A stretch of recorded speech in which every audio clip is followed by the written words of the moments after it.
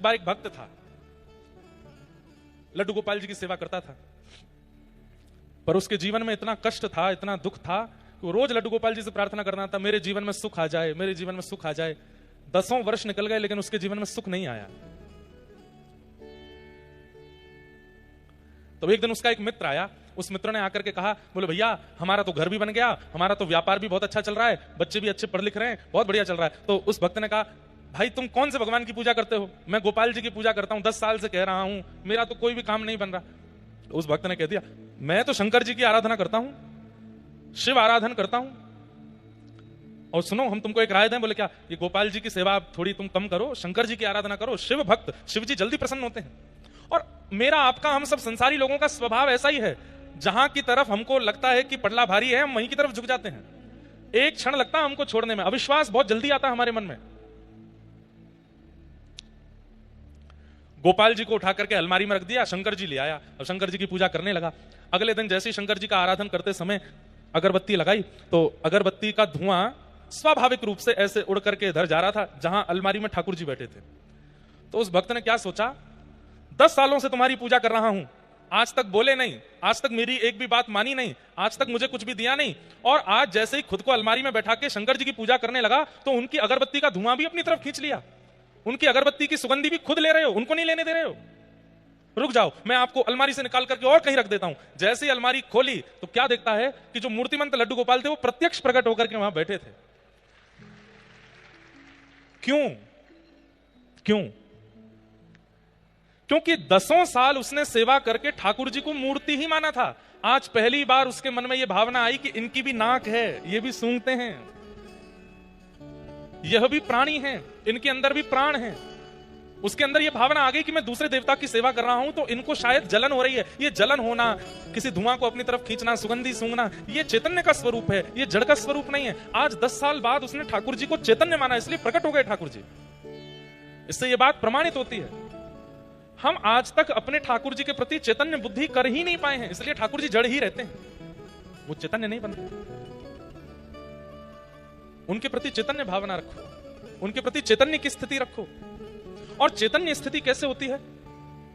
ठाकुर जी से कोई संबंध बना लीजिए, ठाकुर जी को अपना कुछ मान लीजिए, उनके प्रति चैतन्य बुद्धि रखने लगोगे तो ठाकुर जी की गतिविधियां होने लगेंगी। कभी आंखें भी टिमटिमाएंगे, कभी हाथ भी चलाएंगे, कभी पैर भी चलाएंगे, कभी बोलने भी लगेंगे। जितने भी भक्तों का नाम लीजिए, एक भी भक्त ऐसा नहीं है जिसने मूर्ति पूजा की हो। सब भक्तों को चैतन्य भगवान ने दर्शन दिया। क्यों? क्योंकि उस भक्त ने ठाकुर जी के प्रति कभी जड़ बुद्धि रखी ही नहीं। वो ठाकुर जी को चैतन्य मानता है, हम जड़ मानते हैं। ठाकुर जी जड़ नहीं है, चैतन्य है। व्रज में एक महात्मा यमुना स्नान कर रहे थे। भोली भाली 2 सखियां आपस में बात कर रही थी। बोले, अरे मैंने तो ऐसा सुना है कि इन संतन के पास भगवान हूं मैं। दूसरी बोली, दिखाई तो देना रे। ब्रजभाषा बोले, समझ जाओगे आप लोग। दूसरी बोली, दिखाई तो देना रे। बोले, ऐसे ना दिखाई दे, ये जो इनको झोला है ना, जो ये टांग के चले, यहाँ के भीतर है भगवान। तो संत जैसे ही यमुना स्नान करने गए, दोनों भोली भाली सखियां गईं और उनका झोला खोलने लगी। तो झोले में से गीता जी निकली, रामायण निकली, कमंडल निकला।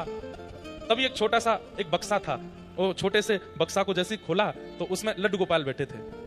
तो दोनों सखी बोली, अरे देख देख देख देख, मिल गए ठाकुर जी।